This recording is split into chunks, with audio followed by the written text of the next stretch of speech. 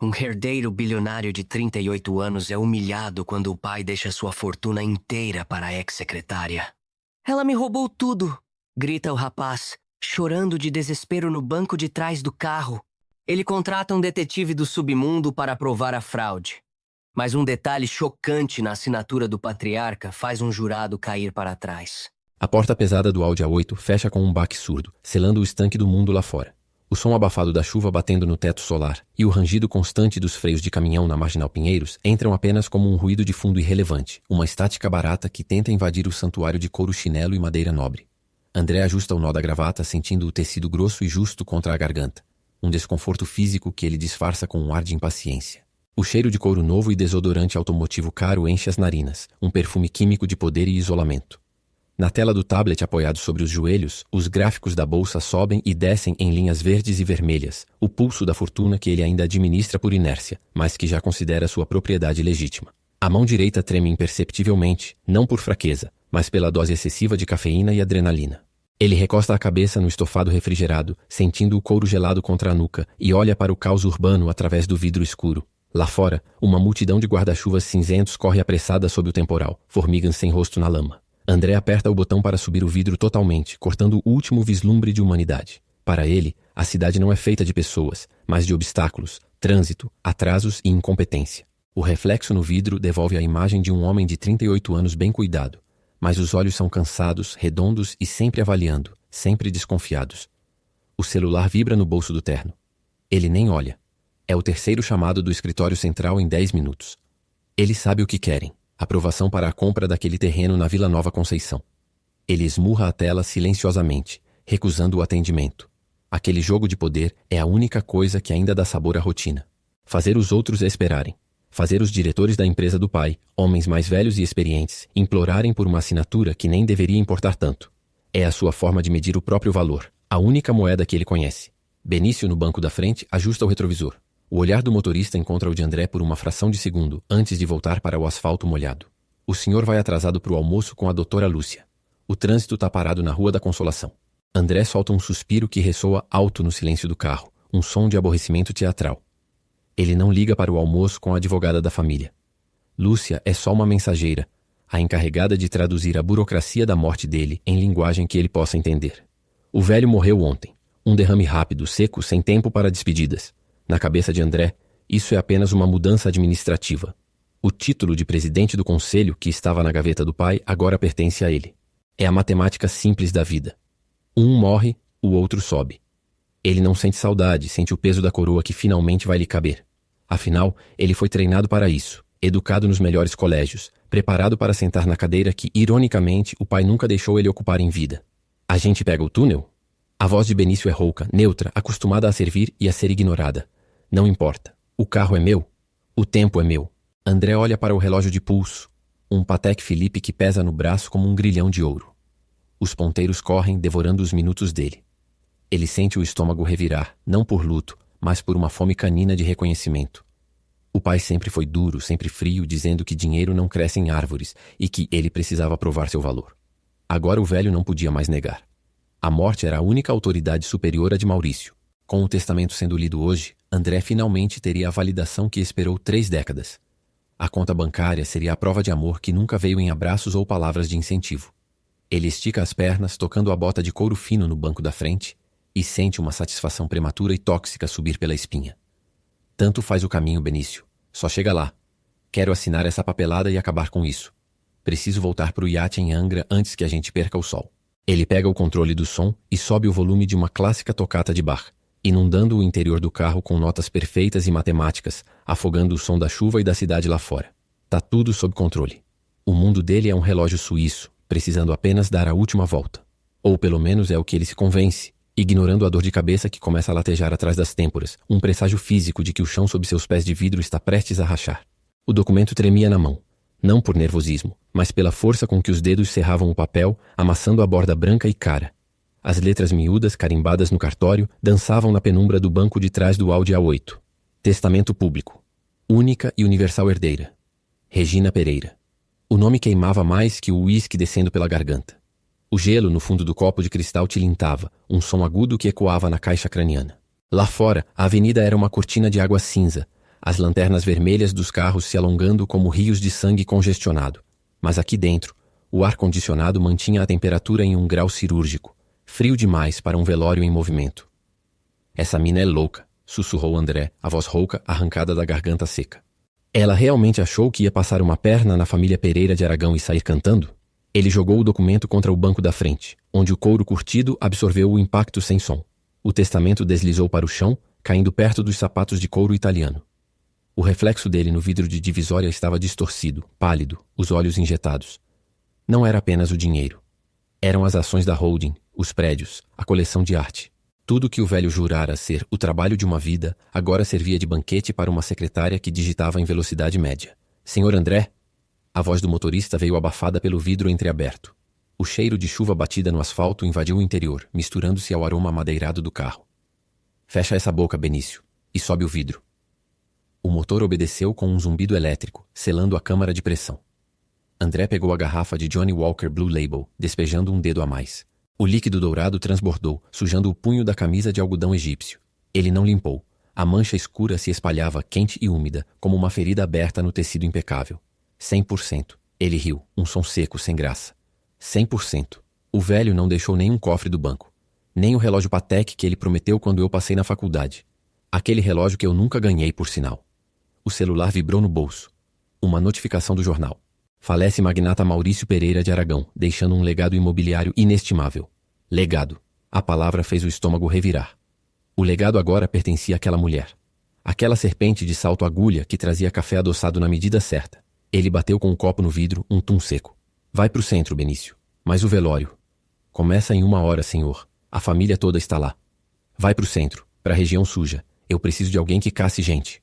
Não quero ver os tios choramingando por um pedaço de bolo que nem existe mais. Eu vou pegar essa mulher pelo cabelo e provar que o velho estava doido. Senil. Isso é golpe, Benício. É estelionato. O carro sinalizou para a direita, cortando 3 faixas num movimento brusco. Uma buzina ecoou lá fora, abafada. André se jogou no banco, olhando para as gotas de chuva correndo no vidro, competindo para ver quem chegava mais rápido no fim. Ele era uma daquelas gotas. Sem direção, descendo para o ralo. Ele pegou o documento do chão, alisando as dobras com a palma da mão suada do uísque. A assinatura do pai, trêmula, no final. Maurício. Traços finos, hesitantes. Não era a assinatura de um homem de negócios. Era a de um velho assustado, manipulado. Aquilo acendeu uma faísca no peito, misturada com o alvoroço do álcool. Não era dor de perder o pai. Era raiva de ter sido roubado. De ter sido vendido no atacado como parte do inventário. Onde foi que eu errei? Falou para o vazio do carro. Eu cuidei da imagem da empresa. Eu apareci nas revistas. Eu fui o filho que ele pediu. Ele puxou a gravata, o nó apertando a traqueia. O ar parecia acabar. O luxo do carro, o silêncio, a tecnologia, nada disso importava. Ele estava nu naquele banco. Um pobre diabo em uma caixa de metal de 500 mil reais. O nome dela é Regina, Benício. Se tu souber de alguma coisa, qualquer coisa, tu fala. O silêncio do motorista foi uma resposta em si. André entendeu a mensagem naquele instante. O pai morreu, mas a guerra acabou de começar. Se você curtiu esse roteiro visceral e quer ver como André vai lidar com o submundo de São Paulo para tentar recuperar o que é seu, clique no curtir e se inscreva no canal para não perder a próxima cena da história. Até a próxima. O dedo polegar pressiona o vidro do celular com força suficiente para trincar a tela, ou pelo menos é o que parece na cabeça de André. O suor na palma da mão torna a aderência traiçoeira, escorregadia, desagradável. O aroma amadeirado do ar-condicionado mistura-se ao cheiro ácido do álcool que subiu do estômago, revirando. Lá fora, a chuva não é água, é uma cortina de cinza que apaga os prédios da Paulista, transformando o mundo lá fora numa mancha indefinida, enquanto aqui dentro, o couro do banco parece sufocar as costas. Figueiredo para com esse teatro. Você está me ouvindo? A voz do advogado do outro lado da linha é metálica, sem vida, cortando pelo sistema de som de alta fidelidade como uma lâmina cega. O ruído estático da ligação parece zombar da paciência de André. Ele toma um gole longo do uísque, o gelo batendo nos dentes, um som seco e irritante que ressoa na caixa craniana. A queimação desce pelo esôfago, quente e falsa. É uma burocracia, seu incompetente. O velho estava doido. Medicamento. Qualquer juiz vê isso em 2 segundos. Anula essa merda e me manda a cópia limpa para eu assinar como novo dono. O silêncio do outro lado é pesado. André aperta o copo, os nós dos dedos ficando brancos, contrastando com o âmbar do líquido. O carro balança suavemente ao parar no sinal. Uma buzina rasa ecoa lá fora, longínqua, mas aguda como uma agulha. Não há o que anular, André. O testamento tem firma reconhecida, 2 testemunhas e o atestado de capacidade civil atestado por 3 médicos Bultong. Ele sabia exatamente o que estava fazendo. A senhorita Regina é a única herdeira universal. André ri. É uma risada curta, seca, que estala no ar úmido do carro. Ele solta o copo no porta-copos com um baque seco, o som ecoando no estofamento de couro novo. Regina? A Regina? Aquela mulher que tirava café e usava salto barato até o ano passado? Você tá ficando velho, Figueiredo. O pai dela era jardineiro, porra. O velho Maurício não ia deixar nem um tostão pra ela. Isso é loucura. É golpe. É a lei. E sugiro que o senhor não haja por impulso. Qualquer tentativa de intimidação vai ser usada contra você na justiça. O chamado termina com um clique eletrônico. O silêncio volta, denso e pegajoso. André olha para o celular preto, refletindo seu próprio rosto distorcido, olhos injetados, a gravata torta. Ele joga o aparelho no banco do carona, onde ele quica no macio do couro e fica parado. Lá fora, o sinal abre, mas o fluxo não anda. É uma parede de faróis vermelhos e lanternas, um oceano de metal parado. Benício. Vai virar o carro. O motorista ajusta o retrovisor. O olhar velho, cansado e sereno encontra o de André no espelho. Benício não vira o pescoço, apenas move as mãos no volante, a pele grossa e enrugada puxando o couro macio da direção. O senhor mandou ir pro centro, patrão. Pro escritório do tal detetive. Mudei de ideia. Isso é besteira. Eu vou resolver isso agora. Vou lá na casa do velho, pego o testamento original e queimo na frente dessa vaca. Vou ver ela tirar o dinheiro das cinzas. A chave não abre mais a porta, seu André. O advogado avisou ontem. A senhora Regina trocou a fechadura assim que soube do falecimento. Tem segurança privada portando o portão agora. André segura a cabeça com as 2 mãos, os cotovelos apoiados nos joelhos. A textura do carpete no tornozelo é áspera, importunando. O estômago dá um nó, roendo a comida que ele não comeu. O cheiro de chuva de asfalto entra pela frestinha da janela, um cheiro de terra molhada e óleo queimado que traz memórias de infância, de domingo no parque, antes do dinheiro ser mais importante que o abraço. Ele engole em seco, sentindo a gosma do uísque subindo de novo. Que fechadura? É a casa do meu pai. Eu cresci lá. O meu quarto lá em cima tem uma marca na porta que eu fiz com canetinha aos 6 anos. Ela acha que consegue me trancar fora da minha própria vida? Ele pega o copo de uísque novamente, mas a mão treme tanto que o líquido vira na borda, manchando a calça de linho branco, escorrendo quente pela coxa como uma urina. Ele nem se dá o trabalho de limpar. A mancha se espalha, escuro e indelével. Vai pro centro, Benício. Vai pro centro, mas se pisar no freio antes de eu descer, eu te demito na hora. Vou pro inferno se for preciso, mas vou descobrir o que essa piranha pôs na cabeça dele. Os pneus cruem o asfalto úmido ao fazerem a conversão brusca para a faixa da esquerda. O carro inclina e o estômago de André inclina junto. A chuva agora bate furiosa no teto solar, uma batida constante, rítmica, como um relógio correndo contra o tempo dele. O celular vibrava sobre o console de couro legítimo, uma barata tonta de vidro e luz, deslizando ritmadamente a cada toque na pele curtida do banco. André não olhou. O zumbido era o único som que importava, uma intermitência irritante que cortava o silêncio climatizado do interior do Mercedes, mas ele mantinha os olhos fechados, sentindo a dor de cabeça pulsar atrás das pálpebras, em perfeita sincronia com a chuva que batia no teto solar. O cheiro de álcool estava impregnado no próprio hálito, um gosto amargo de feriado mal acabado. Atrás, nos bancos, a pasta com o testamento parecia pesar 1 tonelada. Não era papel. Era a sentença. O advogado da família, aquele homem de terno cinza que cheirava a mofo e podridão moral, havia sido seco na mensagem. Leitura do testamento amanhã, 9 horas. Traga a cabeça fria. Cabeça fria. Aquilo soava como piada.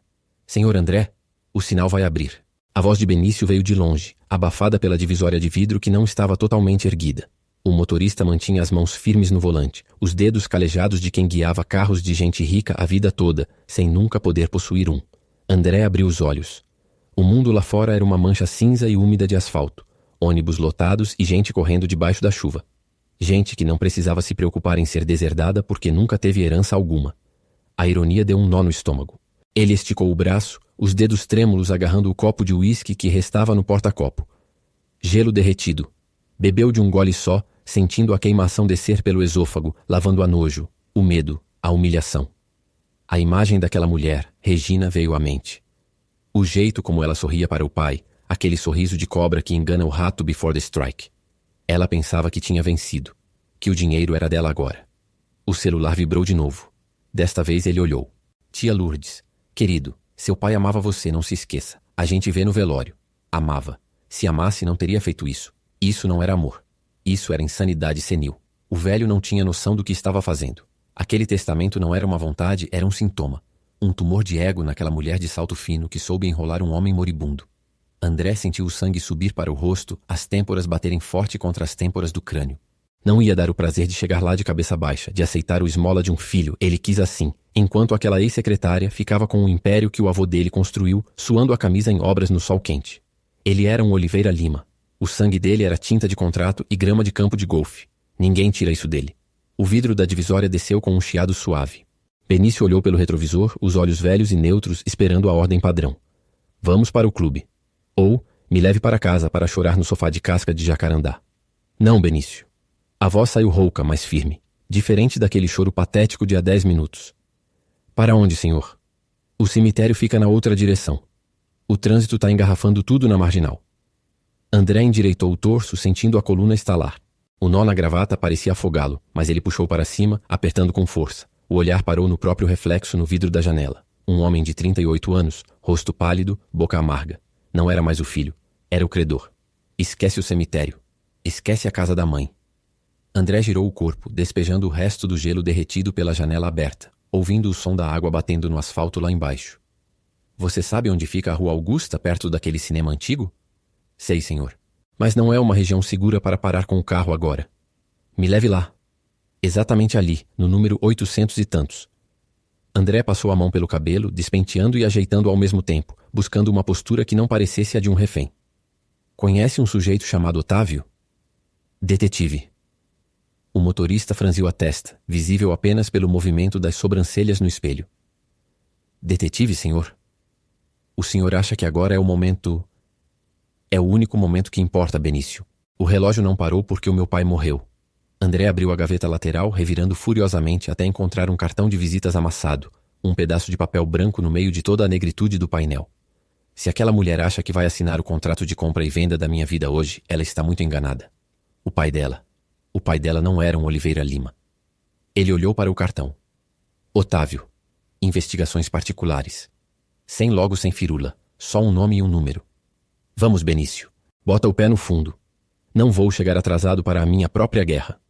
O carro sinalizou para a direita, cortando 3 faixas de trânsito bruscamente, provocando um berro de buzina de um ônibus que passou raspando pela lataria. O impacto do balanço jogou André para o lado, mas ele se manteve firme, segurando o apoio de teto com a mão direita. Não havia volta. Enquanto o carro guinava para a Avenida Central, deixando para trás o roteiro seguro do luto aristocrático, André sentiu o coração bater mais rápido, não por medo, mas pela certeza da caçada. Aquilo não era mais um enterro. Era o início do julgamento. O gelo derreteu. Restou um líquido amarelado, aguado, uma piada de mau gosto no fundo do copo de cristal. André esmaga o cubo contra as paredes do vidro, o som rangente ecoando dentro da calota silenciosa do carro. Fora, a chuva transforma a Avenida Paulista em uma pintura borrada de cinza e vermelho. Motoqueiros encharcados se espremem entre os carros como insetos desesperados, rostos distorcidos atrás das viseiras. Ele olha para o relógio no painel digital. Os ponteiros correm. O enterro é em 2 horas. Ele não vai. Benício, essa mulher. Você me viu com ela. O que você sentiu? Diga a verdade, sem firula. O motorista ajusta o espelho retrovisor com um clique seco. Os olhos dele são velhos, cansados como couro curtido, mas não há piedade neles, apenas a obrigação do emprego. A senhora Regina era sempre muito educada, patrão. Trouxe o café, pegou as recade. Café, meu filho. Café. Ela não trazia café, ela trazia veneno com açúcar. Olha esse trânsito, tá parado. O pai morreu e a cidade continua andando, ninguém liga. Eu sou um fantasma aqui dentro. 1-0 à esquerda num Mercedes blindado. Ele despeja o resto do uísque na goela. O álcool queima, uma faixa de fogo descendo pelo esôfago, mas o estômago continua gelado. Uma pedra de gelo maciço impossível de derreter.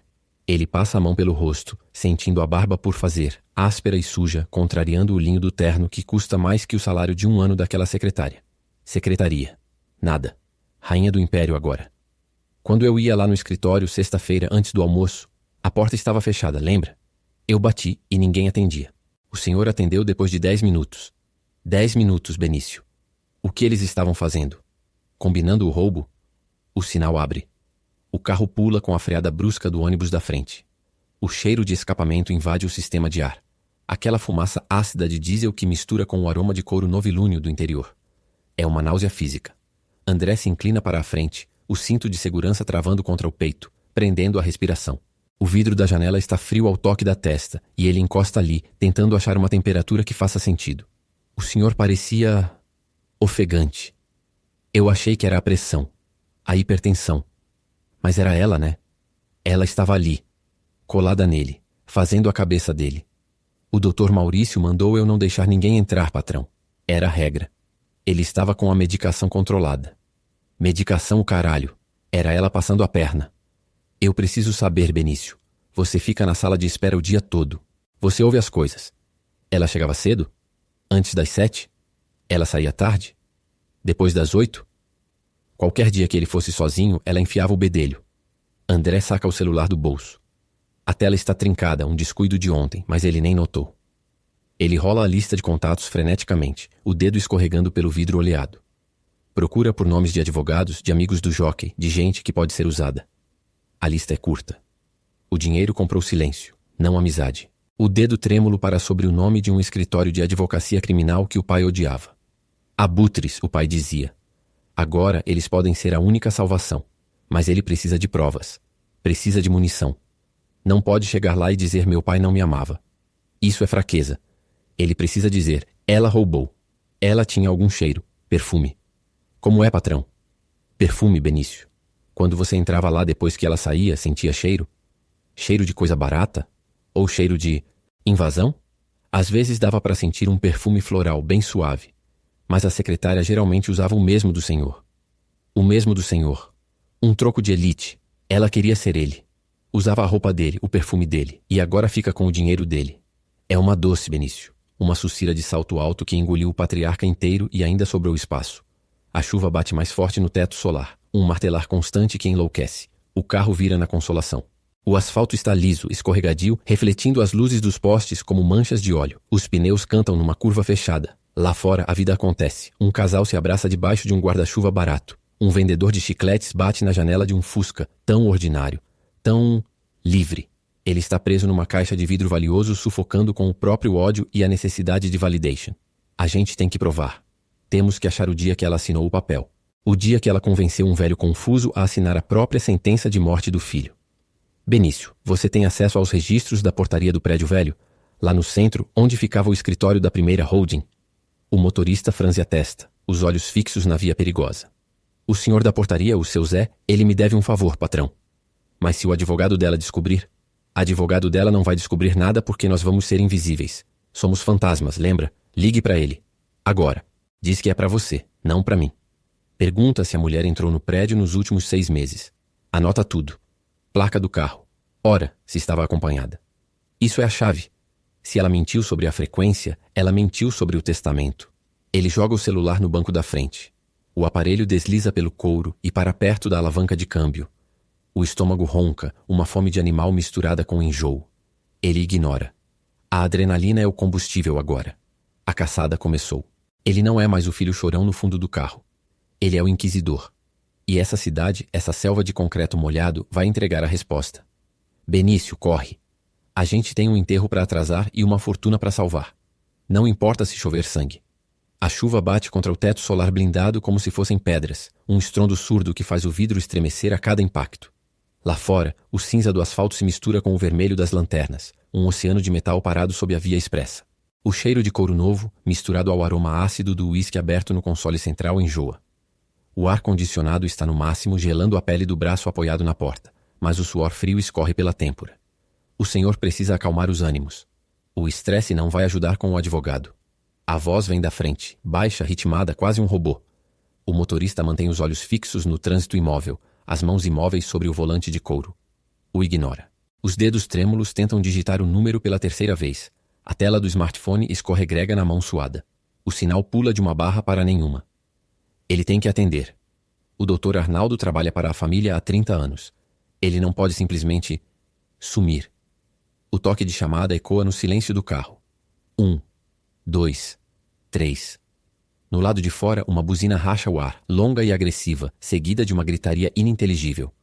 O som entra abafado pelo vidro, mas a vibração de raiva é palpável.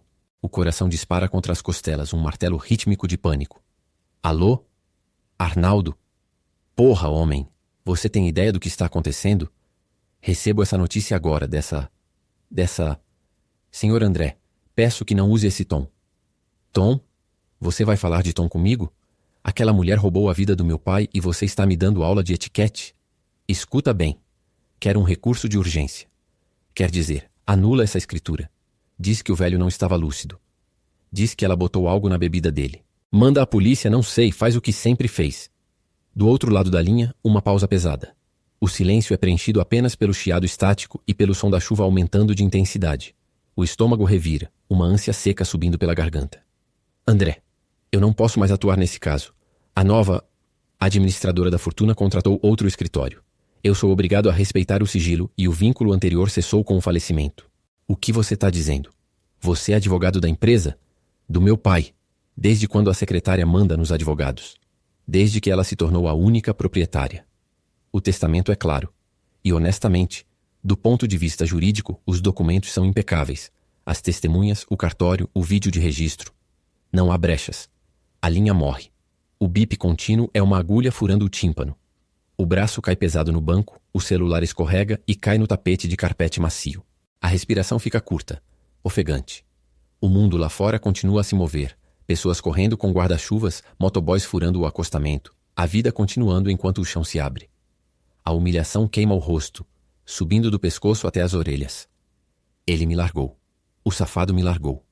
Ouve-se o som da manivela elétrica sendo acionada levemente. O vidro da janela desce 1 centímetro, deixando entrar o barulho ensurdecedor da tempestade e o cheiro de asfalto molhado e ozônio. A chuva entra fina, borrifando o rosto e a gravata de seda listrada. Patrão, a gente ainda está longe. O trânsito engarretou tudo por causa da chuva.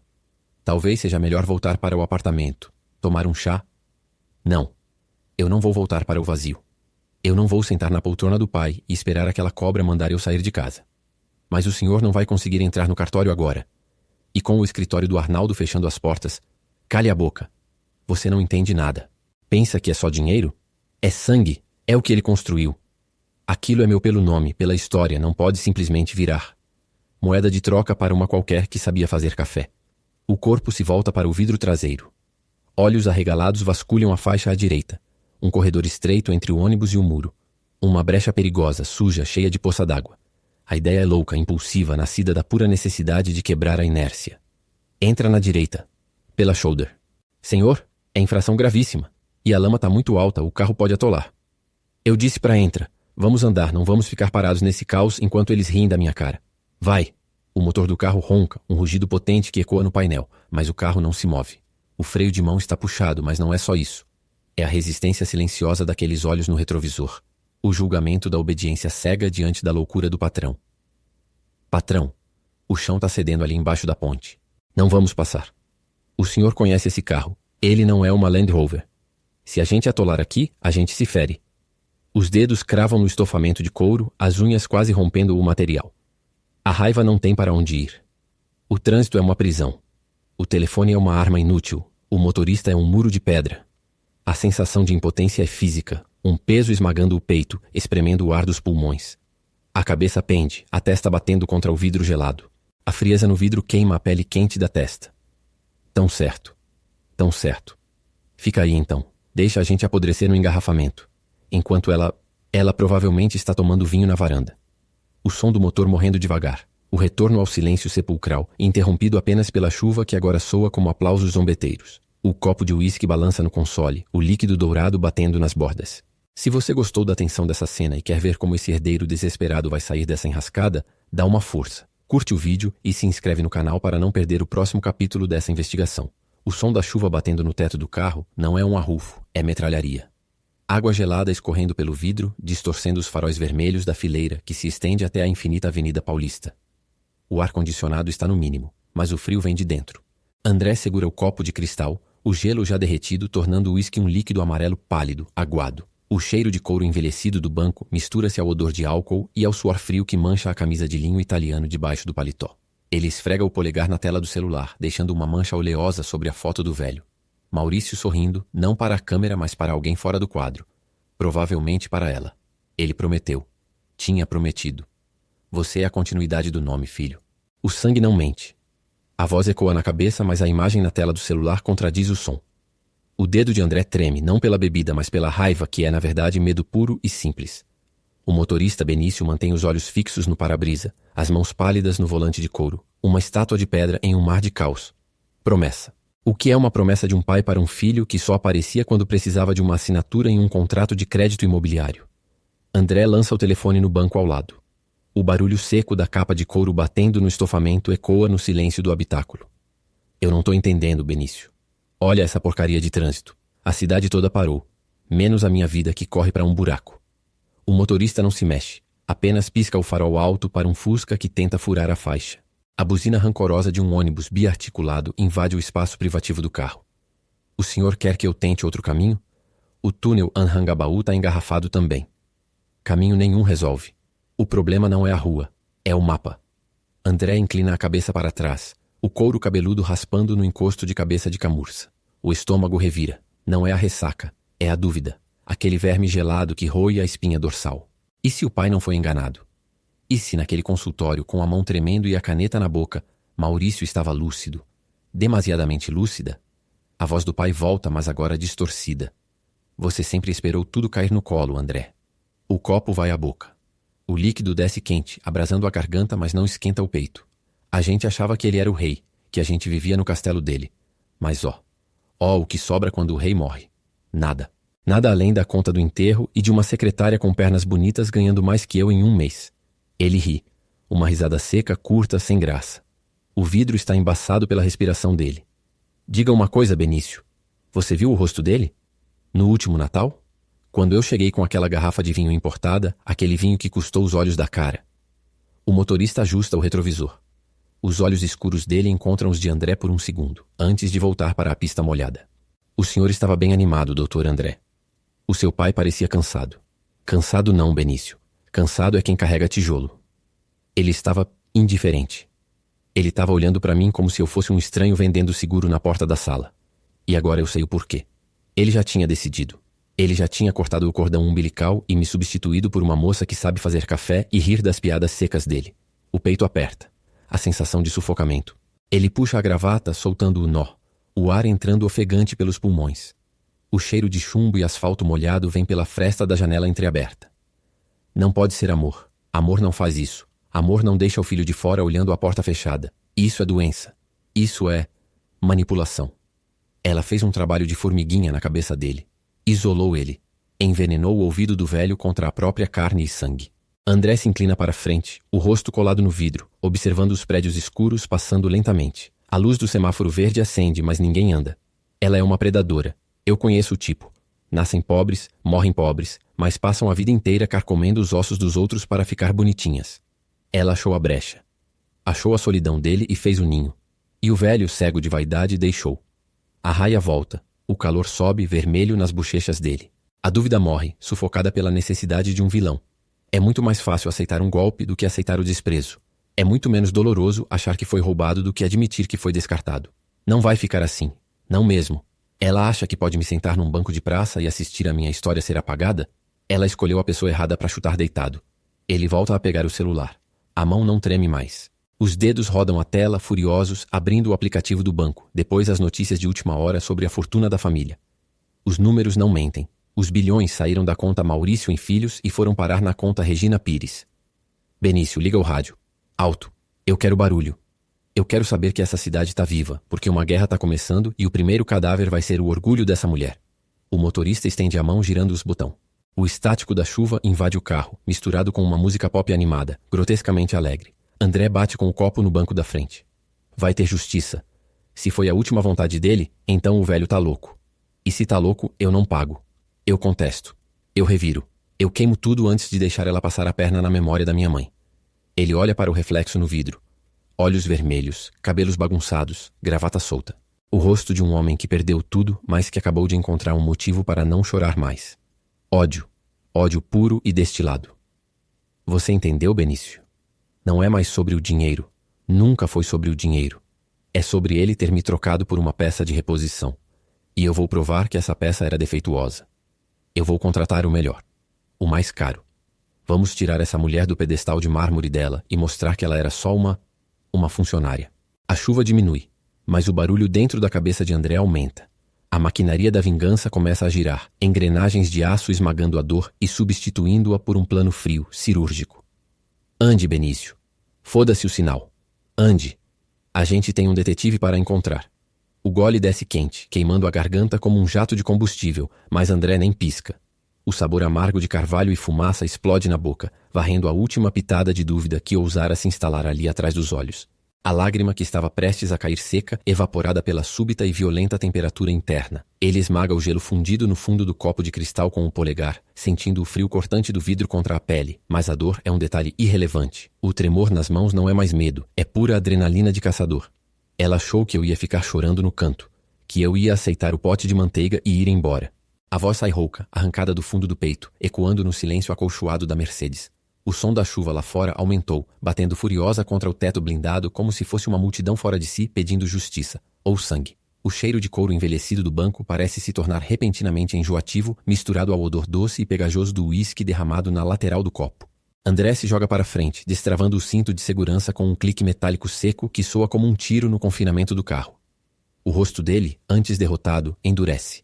Os maxilares se travam, desenhando uma linha de tensão que desce pelo pescoço até o colarinho da camisa de linho, que já está amassada e suada. Ele pega o celular que estava desligado no console central, os dedos deslizando com dificuldade na tela oleada de tanto apertar. Golpe. Tem que ser golpe. Os olhos se arregalam, varrendo os contatos freneticamente. O polegar bate com força nas letras, errando 2, 3 vezes, até acertar o nome do advogado da família. O sinal toca. Interminável. Bum, bum. Bum, bum. Cada tom é um suspiro de paciência esgotada. Lá fora, um buzinaço estridente corta o ar. Uma sinfonia de caos urbano que entra filtrado pelos vidros duplos, abafado, como se o estresse do mundo lá fora não tivesse permissão para entrar inteiro ali dentro. Atende, seu velho broxa. Atende. Ele sacode o aparelho, o suor na testa agora frio, escorrendo e picando a região das têmporas. O reflexo da luz vermelha do freio do carro da frente invade o interior do veículo, manchando o rosto dele com um brilho sangrento. Não foi ele. O velho não tinha capacidade mental. Doença de... seja lá o que for. Demência senil. André gira o pescoço mirando o retrovisor. Os olhos dele encontram os de Benício. O motorista está impassível, as mãos cobrindo o volante de couro, postura correta e rígida, mas os olhos dizem tudo. Eles dizem você está perdido. E isso só enfurece mais André. O senhor viu, Benício. O senhor estava lá. Nos últimos 6 meses, quem que entrava naquele escritório? Só ela. A secretária. A babá de velho rico. Quantas vezes você me levou lá e a porta estava fechada? Não perturbe o senhor Maurício. Ele está cansado. Ela dizia com aquela vozinha de enfermeira de filme porno barato. André bate a mão espalmada no apoio de braço da porta. Um baque surdo que faz o vidro vibrar. Isolamento afetivo. Isso que é. Técnica de sequestro psicológico. Ela envenenou a cabeça dele. Botou veneno no café. Botou veneno nas palavras. O velho estava fraco. Vulnerável. Ela é uma sanguessuga profissional. O celular cai na chamada. O gravador de correio de voz atende. A voz robótica, impessoal, é o auge da humilhação. André solta um grunhido, jogando o celular contra o banco da frente, onde ele quica e cai no tapete de carpete preto. Malditos. Todos são cúmplices. O advogado, o cartório, o notário. Todos pagos ou incompetentes. Ele pega o galão de uísque que está no chão. O líquido dourado balança dentro do cristal pesado. Ele não se preocupa com o copo agora. Leva o gargalo à boca, bebendo um gole longo demais que faz engasgar. O álcool escapa pelos cantos dos lábios, ardendo na pele, pingando na gravata de seda azul marinho, manchando-a irreversivelmente. Ele não limpa. Deixa queimar. Acha que pode ficar com a herança? Acha que vai passar o Natal na casa de campo, sentada na cadeira do meu pai? Nem morta. André olha para o lado. O prédio onde está o escritório do detetive passa rapidamente pela janela.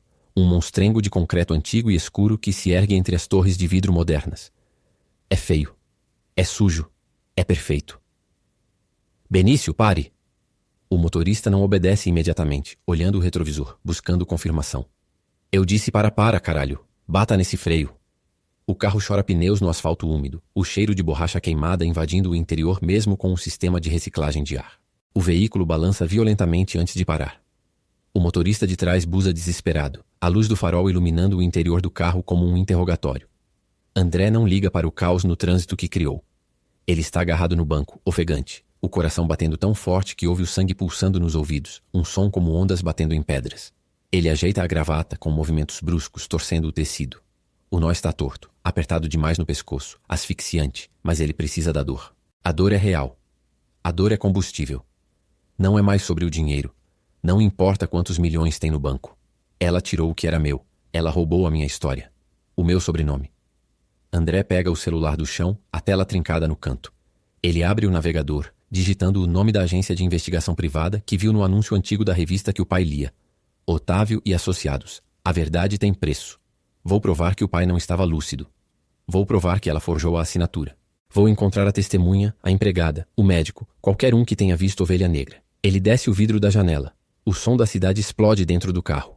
Buzinas, gritos, o chiado de água nos pneus, o barulho de obras. O ar frio e úmido de São Paulo entra gelando o suor do rosto, cheirando a ozônio e poluição. Ele respira fundo, enchendo os pulmões dessa sujeira real, saindo da bolha esterilizada do carro blindado. Ela achou que eu era um garotinho mimado que ia bater o pé e chorar no enterro. Errou, Benício. Ela tirou o cãozinho de estimação da coleira. André segura o volante com a mão esquerda, apertando o revestimento de couro até os nós dos dedos ficarem brancos. O olhar dele é de puro ódio calculista, a mente rodando furiosa, montando um jogo de xadrez onde a rainha do lado oposto precisa ser derrubada a qualquer custo. Ligue para o Otávio. Agora. Diga que estou descendo. E diga que eu vou pagar o dobro do que ele cobrar. Eu quero sujeira. Eu quero o corpo no baú. Eu quero ver essa mulher descer do pedestal no tribunal, algemada, sem salto alto, sem verniz, sem nada. Ele se debruça no banco, puxando o porta-luvas e tirando um maço de notas amarrotadas. Ele joga o dinheiro no colo de Benício, uma chuva verde e amarela de cédulas sujas e cheias de cheiro de banco. Sua gorja. E o silêncio do senhor. A partir de agora, Benício, você não é mais motorista. Você é cúmplice. O carro vira bruscamente para a esquina, ignorando a placa de proibido virar à direita, subindo o meio-fio com um estrondo que percorre a suspensão do carro. O espelho retrovisor balança mostrando o trânsito parado, o tempo parado, a vida antiga de André ficando para trás enquanto a Mercedes negra invade a rua estreita e escura como um tanque de guerra, comissionado para uma batalha pessoal e sangrenta. O gelo no fundo do copo batia ritmicamente contra o cristal, um som de metrônomo para a crise de ansiedade que tomava conta do banco de trás. O trânsito da Marginal Pinheiros não andava. Uma massa de metal enferrujado e fumaça estagnava do lado de fora, contrastando com o silêncio climatizado do Audi A8. O cheiro de couro novo, que antes era sinônimo de sucesso, agora se misturava ao odor ácido do uísque derramado na calça de linho e ao cheiro de suor frio que descia pelas costelas. A chuva escorria lá fora, um mundo molhado e sujo que ele se recusava a se atocar. André esfregou os olhos, a visão embaçada não apenas pelo álcool, mas pela raiva pulsante. O plano era simples. Chegar ao escritório do Otávio, contratar o melhor, provar que aquela mulher era uma ladra e recuperar o império. Ele repetia o mantra mental como um louco, mas o universo parecia conspirar para mantê-lo naquela bolha de impotência. O celular vibrou sobre a poltrona. A tela iluminou o rosto pálido. Doutor. Armando! O coração disparou, batendo contra a costela como um pássaro preso em uma gaiola. Ele deslizou o dedo, a mão trêmula deixando uma mancha de gordura na tela. Fale. André, onde você está? O corpo já desceu. A voz do advogado da família era seca, burocrática, sem o peso de uma morte. Do outro lado da linha, o som de pessoas cochichando e talheres batendo em pratos. Um velório em forma de almoço executivo. O quê? O enterro é amanhã. Eu li na agenda do pai. A agenda mudou. A vontade da Regina foi imediata. Crematório particular, apenas ela e o diretor do hospital. Disseram que era o desejo dele. Evitar escândalos. O sangue abandonou o rosto de André. O estômago deu um nó, revirando-se com o álcool. Ele foi cortado. Não só do testamento, mas do adeus. Enquanto ele estava preso no trânsito discutindo herança, o pai estava virando cinzas sem que ele pudesse jogar uma pá de terra ou olhar o caixão pela última vez. Puta que pariu! Sussurrou, a voz falhando. Vocês deixaram? Vocês deixaram ela fazer isso? Ela é a única representante legal agora, André. Não tivemos escolha legal. O testamento está sendo protocolado neste instante no cartório. Se você quiser contestar, tem 48 horas para apresentar provas de coação. Senão, a posse é irreversível. A linha morreu. O sinal caiu. O bip final soou como uma sentença de morte. André olhou para o vidro que os separava do motorista. A trava estava baixada. Ele gritou, um som gutural, animal, que rasgou a garganta. Benício, pega o acostamento. Merda, vai. Vamos pelo acostamento agora. O carro balançou quando o motorista pisou fundo no freio, evitando bater na traseira de uma caminhonete por um fio. O cinto de segurança travou, encravarando no peito de André, arrancando um grunhido de dor. Senhor André, o senhor não pode descer aqui. É perigoso. Olha lá fora. Não me importa o risco. Meu pai está cremado, Benício. Entendeu? Ele virou pó e eu estou aqui sentado nessa merda. Abre a porta. Ele puxou a maçaneta interna. Nada. Trava central. O pânico real subiu ao pulo, misturado com a fúria. Ele era refém daquele carro, refém daquele motorista, refém da própria riqueza que o impedia de quebrar o vidro com os punhos sem se cortar, sem pagar o conserto, sem fazer um papel de ridículo. Mas ele já era ridículo. Abre essa porra ou eu te demito agora. Eu te demito e te deixo na rua, Benício. Abre. O motorista baixou o vidro da divisória devagar. Seus olhos escuros encontraram os de André no retrovisor. Não havia medo. Havia piedade. Uma piedade condescendente, de quem vê uma criança tendo um colapso no supermercado. O senhor pode me demitir, patrão, mas o botão de destravamento é meu. E eu não vou deixar o senhor se matar na marginal numa chuva dessa. Respire. Vamos chegar lá. André perdeu o controle. Agarrou o copo de uísque restante e arremessou contra a divisória de vidro. O líquido espalhou-se em uma explosão âmbar e gelada, cobrindo o motorista e o painel. O som do impacto foi abafado, como se estivessem submersos. O vidro nem trincou. Blindagem. Proteção. Prisão. O copo caiu no tapete, rolando inofensivamente. André ofegava, as mãos agarrando o pescoço da camisa, afrouxando a gravata que parecia estrangular o orgulho dele. O suor gelado agora tomava conta do corpo todo. Ele olhou para fora, para as pessoas que andavam sob a chuva, cobertas com capas plásticas baratas, livres. Ele não tinha poder. O dinheiro dele não comprava uma porta aberta. O sobrenome dele não trazia o pai de volta. A sucuri tinha ganho. Ela tinha enterrado o patriarca e engolido o império enquanto ele se afogava em um copo de 12 anos no engarrafamento. Abre a merda da porta. O grito saiu fraco, terminando em um soluço seco. Ele recuou para o canto do banco, encostando a testa no vidro frio. A temperatura do carro baixara bruscamente, ou era ele que estava esfriando por dentro. Ele estava sozinho. Morto em vida. O motor morreu com um esturro sutil, mas o silêncio que se seguiu foi ensurdecedor. Lá fora, a chuva batia contra o asfalto com insistência. Um som líquido e monótono que parecia querer lavar a cidade inteira, mas que só conseguia transformar o ar em uma pasta úmida e gelada. Dentro do Mercedes, o cheiro de couro novo costuma ser reconfortante. Agora misturava-se ao ácido do uísque derramado e ao suor frio que impregnava a camisa de algodão egípcio colada às costas. André olhou para o vidro. A condensação embrulhava a visão do mundo lá de fora, distorcendo as luzes dos postes em manchas amareladas e doentias. Aquilo não era um endereço. Era uma sentença.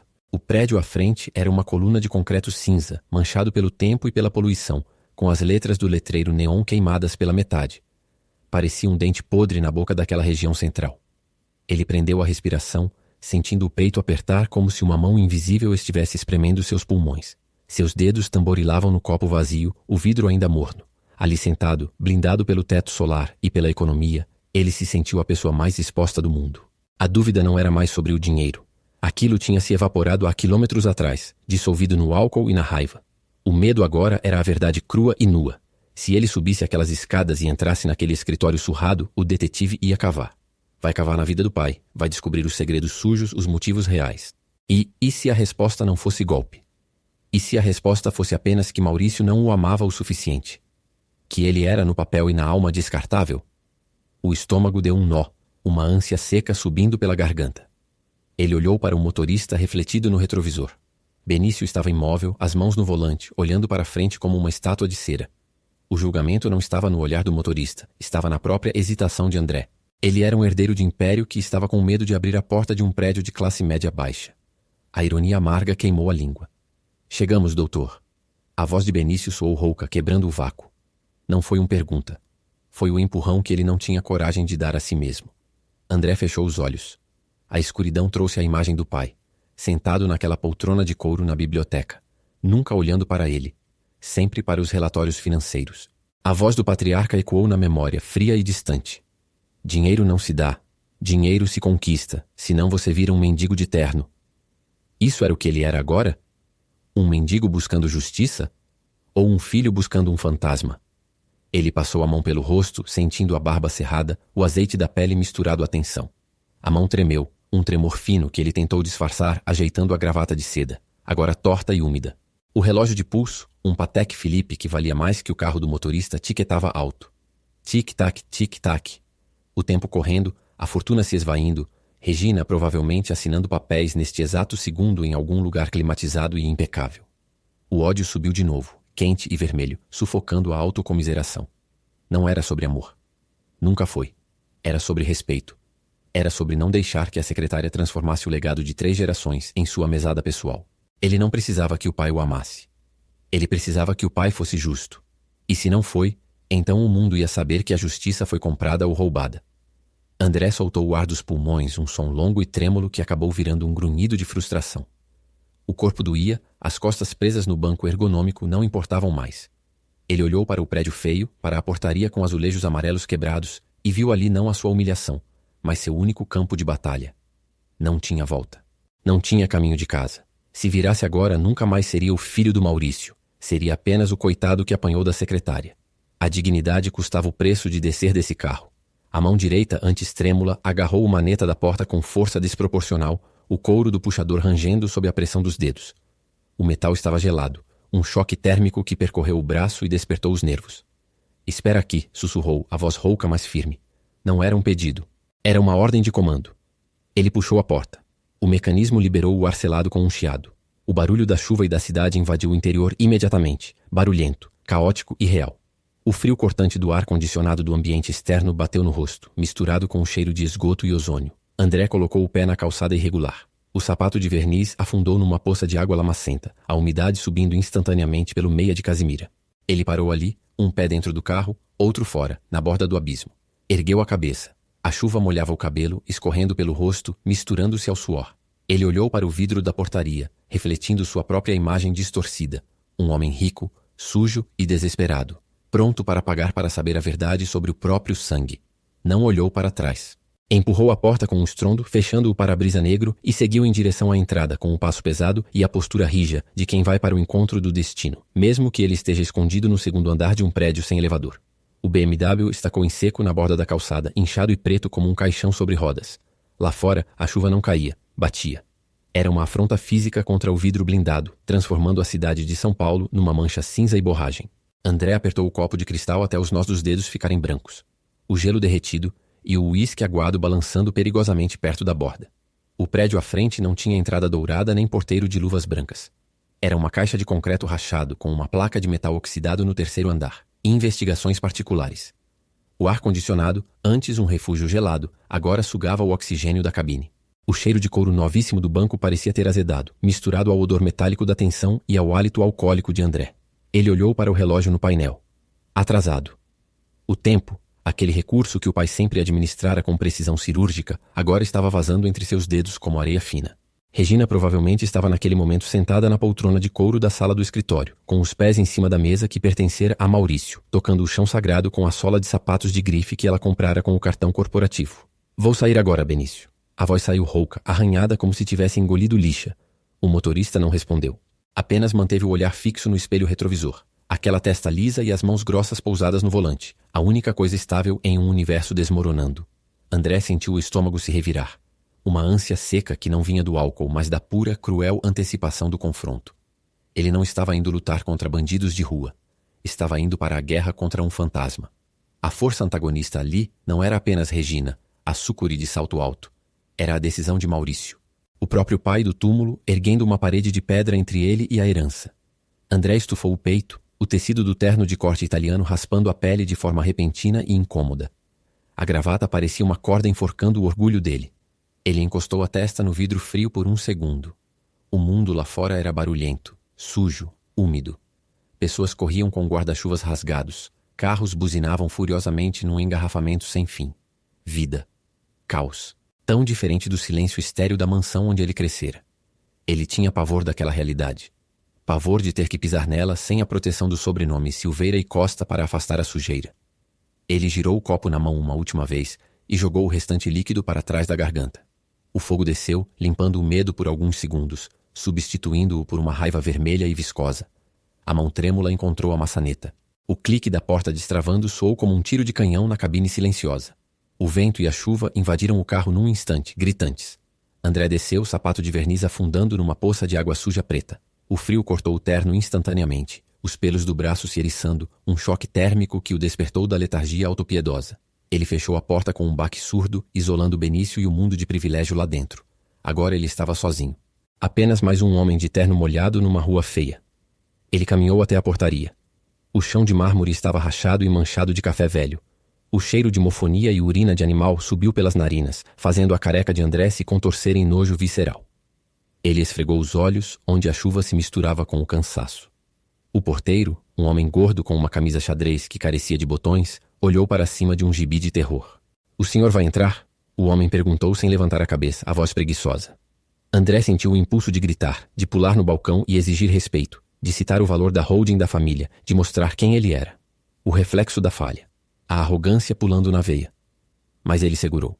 A mão direita, agora cerrada em punho ao lado da corpo, tremia não de frio, mas do esforço de conter a explosão. Ele não era mais o herdeiro que manda. Ele era o cliente que pede. E essa humilhação era o preço da verdade. "Terceiro andar. Sou esperado." A frase saiu entre dentes, articulada com uma precisão forçada. O porteiro soltou um grunhido, apertando o botão da cancela automática com o dedo sujo de gordura. O portão de ferro rangeu, um som agudo de metal moendo metal. André atravessou o vão, o som da chuva da rua abafando-se pelo eco do hall escuro. Ele entrou no elevador. Era um daqueles models antigos com grade de ferro puxada à mão e espelho cheio de manchas de saliva. Ele olhou para o próprio reflexo. O cabelo perfeito estava desmanchando, escorrido para um lado. O rosto pálido, com olheiras roxas profundas. Quem era aquele homem?